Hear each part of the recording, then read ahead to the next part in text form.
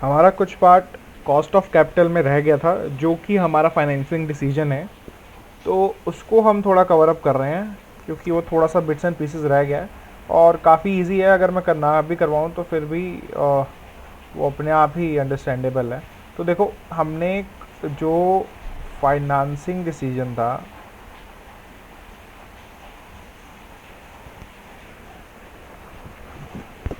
Financing decision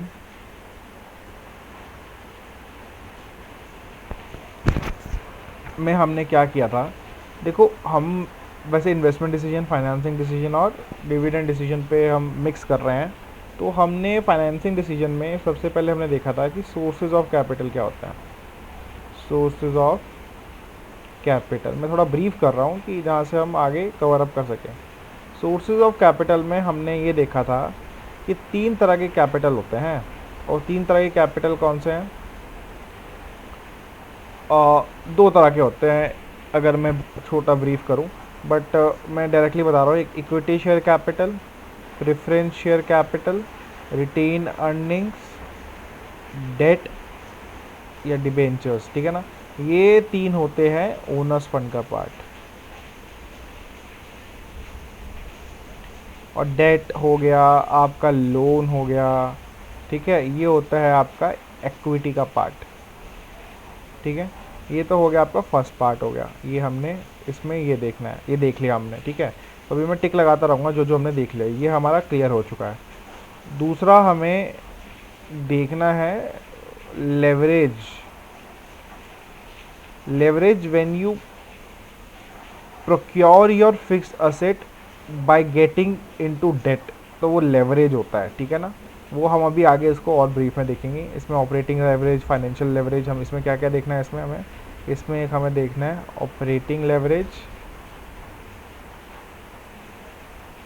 और एक देखना है फाइनेंशियल लेवरेज। ये देखेंगे हम।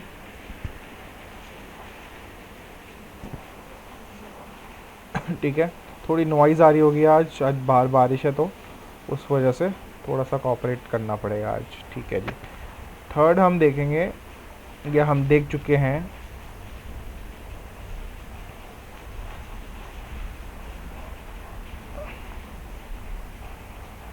Cost of capital. ये हम मोस्टली कवर अप कर चुके हैं और कुछ रह गया है। जैसे हमने इसमें देखा था, इक्विटी शेयर कैपिटल की जो कॉस्ट होती है वो होता है डिविडेंड। बट कैसा डिविडेंड? एक्सपेक्टेड डिविडेंड, ये फिक्स नहीं होता। आगे हम कवर करेंगे, अभी मैं पढ़ाया नहीं है ये। एक्सेप्टेड क्यों लिख दिया?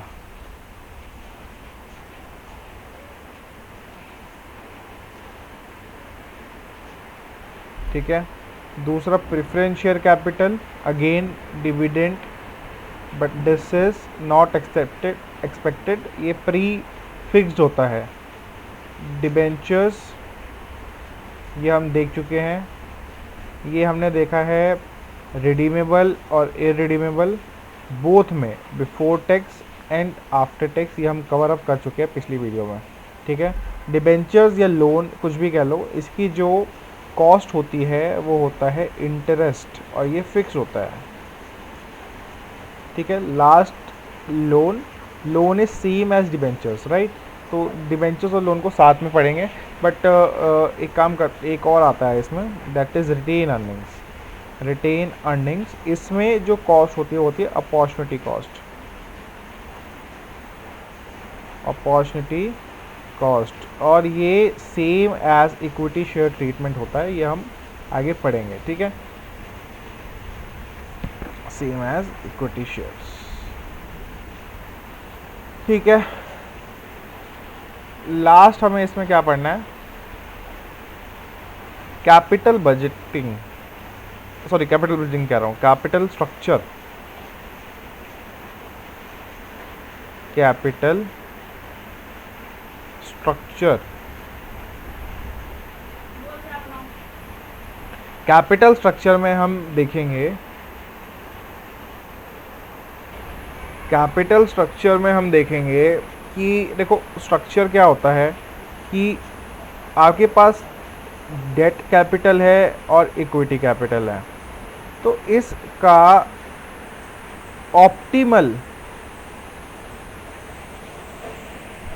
मिक्स क्या होगा? डेट मीन्स कितने प्रपोर्शन में आप डेट लो, कितने प्रपोर्शन में आप इक्विटी लो, जिससे आपकी जो कॉस्ट है वो मिनिमम हो और रिटर्न्स है वो मैक्सिमम हो। ये हम कैपिटल स्ट्रक्चर में कुछ थ्योरीज हैं, Modigliani approach, net income approach, उससे हम ये कवर अप करेंगे, ठीक है। अभी हम कॉस्ट ऑफ कैपिटल ख़त्म करेंगे, जिसमें हमने डिबेंचर्स क्लियर कर लिया है। प्रेफरेंस शेयर इसी से ही आ जाएगा, मैं अभी सिखा देता हूँ, आज ही हम सारा ख़त्म कर देंगे, ठीक है। तो ये मैंने ब्रीफ कर दिया, अब हम थोड़ा सा आगे बढ़ रहे हैं और अब शुरू कर रहे हैं हम कॉस्ट ऑफ कैपिटल। अभी सिर्फ ये ब्रीफिंग थी, अभी हमने स्टार्ट नहीं किया, अब हम स्टार्ट कर रहे हैं, ठीक है। थोड़ा सा ब्रीफिंग भी ज़रूरी है। कॉस्ट ऑफ कैपिटल, अब ध्यान दो, हमने डिबेंचर्स की दैट इज KD हम कर चुके हैं, ठीक है। तो अब इसमें क्या करना है हमें, ये हमें क्लियर हो चुका है। नेक्स्ट हमें इसमें करना है प्रेफरेंस शेयर कैपिटल। और देखो प्रेफरेंस शेयर कैपिटल जो है ये भी हमें वैसे ही पढ़ना है जैसे हमने डिबेंचर्स पढ़ा था। तो प्रेफरेंस शेयर कैपिटल में सॉरी, अगेन इरेडीमेबल हो सकते हैं, वैसे तो रियल लाइफ में ऐसा नहीं होता, बट फिर भी from the theory point of view irredeemable और रिडीमेबल। जैसे मैंने डिबेंचर से बताया था, मैं अब एक्सप्लेन नहीं करूँगा सब कुछ। इरेडीमेबल मतलब आपकी जो प्रिंसिपल होती है, प्रिंसिपल अमाउंट होती है, principal amount is not your cost, but interest what you give on it is your cost, right. Irredeemable में principal and interest both are the cost in that case only where the principal is redeemed at premium or the principal is redeemed at par but was issued at discount। ये हम cases अब आगे देखते हैं इसका मतलब क्या है, ठीक है ना। तो फॉर नाउ सेक, एक सेकेंड,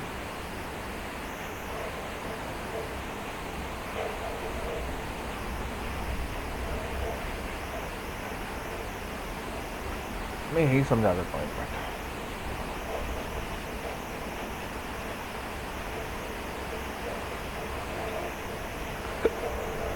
अगर मुझे ये निकालना है इरेडीमेबल का, ठीक है ना, उसमें क्वेश्चन में दिया होगा कि रिडीमेबल है या नहीं है, नहीं होगा तो ऑब्वियस सी बात है रिडीमेबल है, ठीक है ना। तो इसका फॉर्मूला होता है, हम KP से डिनोट करते हैं, राइट, ध्यान रखना KP से डिनोट करते हैं।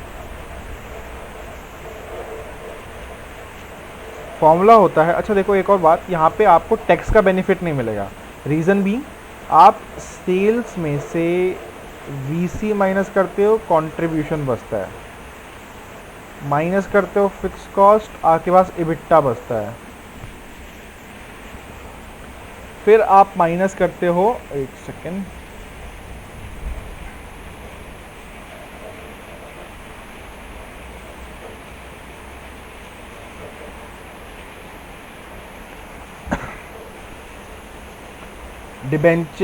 डेट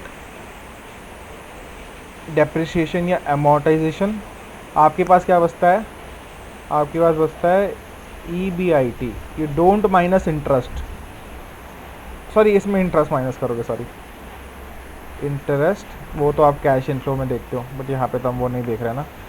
इंटरेस्ट माइनस करोगे, आपके पास बचेगा EBT, माइनस करोगे टैक्सेस, आपके पास पड़ेगा EAT, फिर ये earning after tax is for share holders. अब देखो मैं आपको एक बात बताता हूँ यहाँ पे कि this interest is for debt, this is for debentures, and debentures की इंटरेस्ट देने के बाद आप टैक्सेस पे कर रहे हो, दैट मीन्स इस टैक्स का बेनिफिट आपको डिबेंचर से मिलेगा, इसका बेनिफिट आपको मिलेगा इन डिबेंचर्स।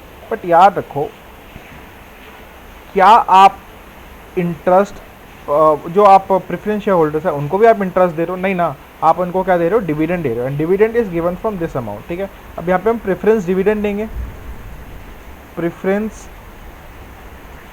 डिविडेंड देंगे, ठीक है ना। This amount EAT is for equity share holders as well as preference share holders, right.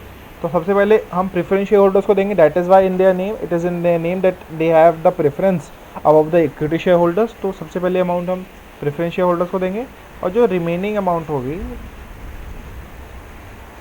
Remaining amount will given to equity share holders. और अगर मुझे अर्निंग पर शेयर निकालनी है तो ये रिमेनिंग अमाउंट में से हम डिवाइड करूँगा नंबर ऑफ इक्विटी शेयर, तो मेरे पास अर्निंग पर शेयर भी आ जाएगी। आगे का है, मैं आगे बता दूंगा, ठीक है।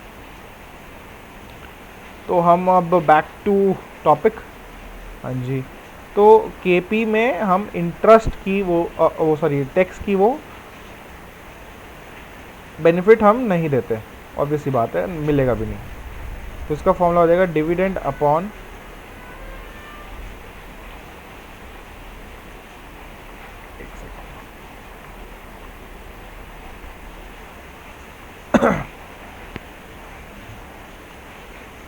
डिविडेंड अपॉन नेट प्रोसीड्स, ठीक है। अब थोड़ा सा मैं केसेस बताता हूँ, ठीक है। केसेस पे ज़्यादा थोड़ा ध्यान देना। चलो ये यूज़ कर लेते हैं। केस फर्स्ट है, देखो, when preference shares are issued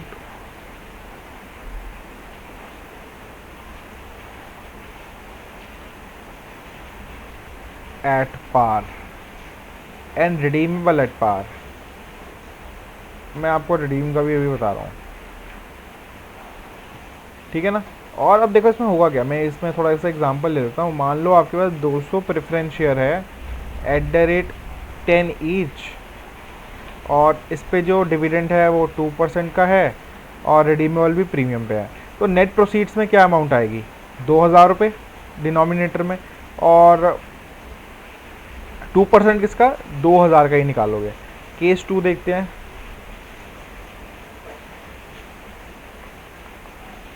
देखो केस 2 क्या कहता है कि आपका जो सपोज करो 2% प्रेफरेंस शेयर @ 10 ईच पे इशू है, और सिर्फ फ्लोटेशन कॉस्ट, जिसको हम बोलते हैं इशू कॉस्ट, 2% की ही, या 2% ज़्यादा हो जाएगा, 1% की ही फ्लोटेशन कॉस्ट है, ठीक है। और ये हुए डिस्काउंट पे इशू मान लो, और रिडीमेबल है ये पार पे मान लो, ठीक है। अब देखो ध्यान से देखना, आपकी फेस वैल्यू है 2000 रुपये, जो कि आया 200 × 10, ठीक है। ये आपकी होगी फेस वैल्यू। अब यहाँ पे एक बात ध्यान रखना कि आपका जो इंटरेस्ट है ना वो इस अमाउंट पे निकलेगा, तो 2% इंटरेस्ट आपका 2000 पे निकलेगा, ठीक है ना। ये याद बात जरूर रखनी है, 40 रुपये। उसके बाद इंटरेस्ट हो गया।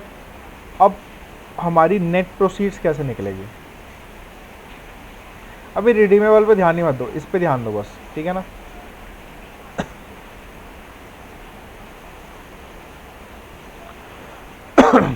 देखो 200 × 10, ठीक है ना, ये तो आपकी होगी फेस वैल्यू, बट ये नेट प्रोसीड नहीं है आपकी। आपको यहाँ पे डिस्काउंट पे हुआ, मान लो डिस्काउंट पे इशू है, 3% डिस्काउंट पे इशू है, ठीक है ना। तो -3% पहले करना, ठीक है ना। तो ये कितना आ जाएगा, 60 रुपये। तो आपके पास कितनी आ जाएगी, 1940 आपकी आ जाएगी अमाउंट। अब इस पे आपको निकालना है 1%, ठीक है ना। इस पे आपका 1% निकलेगा 19 रुपये 40 पैसे, ठीक है ना। इस पे माइनस करना है, पहले ये 1% माइनस मत कर देना, ठीक है ना। पहले आपको ये माइनस करना है, फिर उसके बाद ये वो माइनस होगी फ्लोटेशन कॉस्ट।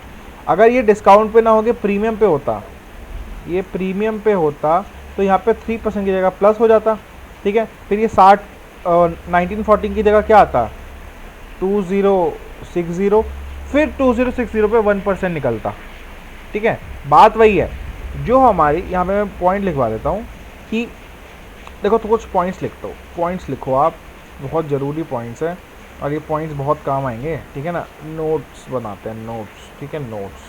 तो ये पॉइंट्स लिखने हैं। पहला पॉइंट है कि यार थोड़ा कुछ ज़्यादा बोल्ड हो गया, रुको मैं इसको थोड़ा पतला करूँ। Interest is always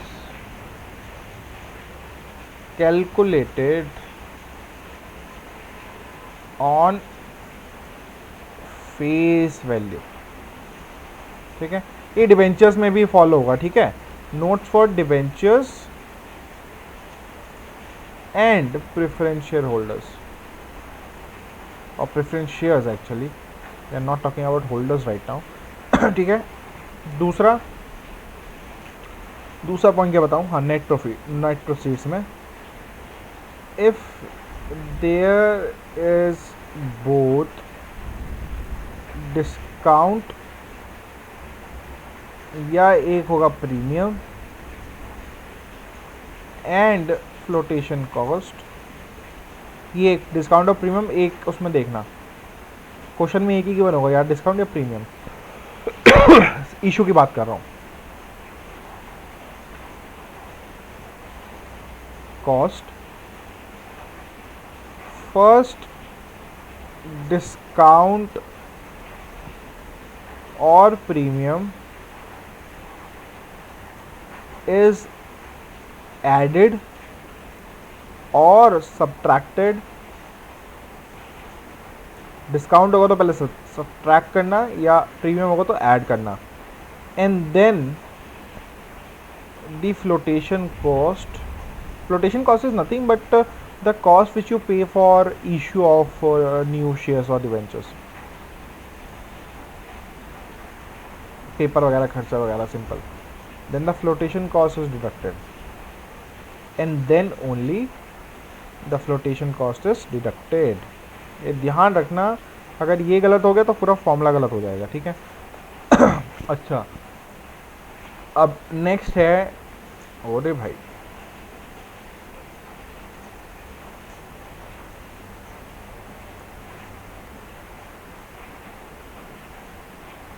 KP at a time of redeemable, dividend plus redeemable value minus net proceeds divided by, अरे भाई भाई भाई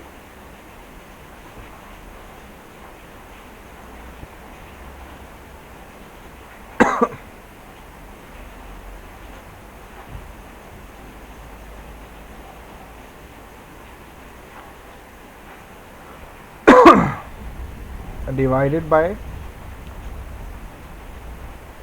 redeemable value। अच्छा, एक गलती हो गई एक छोटी सी लाइन को जल्दी लगा दी। नेट, ओ भाई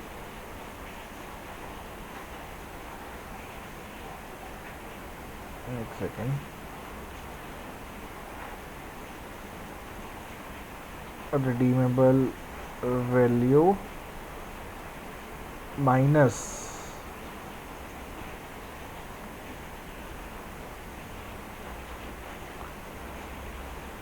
net proceeds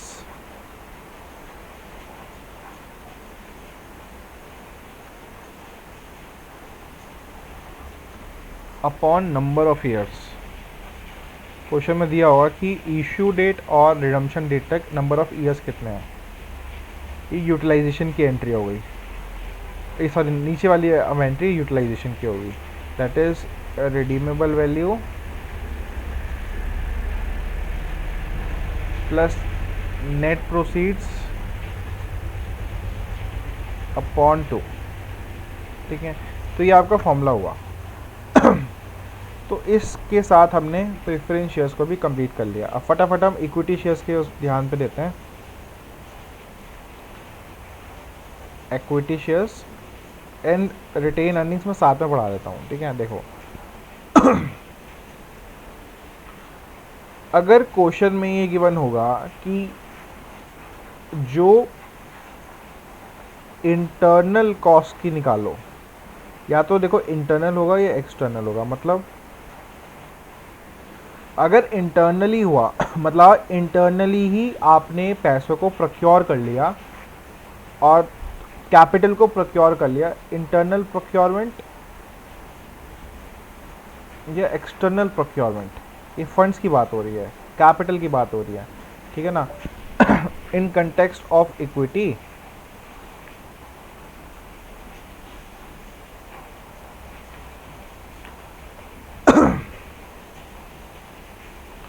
इंटरनल प्रोक्योरमेंट में आप अपने जो प्रॉफिट होते हैं, प्रॉफिट्स को वापस से फ्लो बैक कर देते हो, जिसको हम बोलते हैं रिटेन अर्निंग्स, ठीक है। एक्सटर्नल प्रोक्योरमेंट्स में आप फ्रेश इशू करते हो, ठीक है। जब हम रिटेन अर्निंग्स निकालते हैं तो के आर देखते हैं, तो के आर का फॉर्मूला क्या होगा, देखो आपने क्या किया, अपने प्रॉफिट्स को फ्लो बैक कर दिया, और प्रॉफिट्स कैसे निकलते हैं, remaining amount divide by number of equity shares, ठीक है। तो नंबर ऑफ इक्विटी शेयर्स मतलब इक्विटी शेयर्स की वैल्यू क्या है, ठीक है ना, और ये वैल्यू डिपेंड करती है मार्केट प्राइस पे, मार्केट प्राइस ऑफ शेयर पे, ठीक है। तो आपको जब भी इंटरनल प्रोक्योरमेंट का क्वेश्चन आएगा तो आपको dividend which is expected in nature, future dividend, जिसको हम यहाँ पे बोलते हैं D1, डिवाइड करोगे मार्केट प्राइस ऑफ शेयर से, मल्टीप्लाई बाय 100, तो आपका के आर आ जाएगा, ठीक है ना। बट फ्रेश इशू करे होंगे तो आपका के ई आएगा, क्योंकि आप इक्विटी शेयर्स पे आप वो कर रहे हो, न्यू इशू करवा रहे हो। तो इसका फॉर्मूला होगा डिविडेंड विच इज D1, ठीक है, divide by issue price I0 into 100, क्योंकि यहाँ पे मार्केट प्राइस से आप बात नहीं कर रहे हो, आपने 100 equity share at the rate 10 each issue करे, तो ये अब आपकी वो होगी I0, ये हम देखेंगे, क्योंकि अभी ये इशू हुए ही नहीं, और इशू हो रहा है तो इसकी मार्केट प्राइस, मार्केट वैल्यू तो कुछ होगी ही नहीं। तो यहाँ पे हम न्यू इशू में इशू प्राइस पे देखेंगे, ना कि मार्केट वैल्यू पे। तो ये था, ऑब्वियसली बात है, मार्केट वैल्यू जब होगी नहीं तो देखेंगे क्या। तो ये कॉस्ट ऑफ कैपिटल ख़त्म हमारा। इसके बाद हम नेक्स्ट शुरू करेंगे। तो इस वीडियो के लिए इतना ही, बाकी नेक्स्ट वीडियो के लिए हम next video for the next day.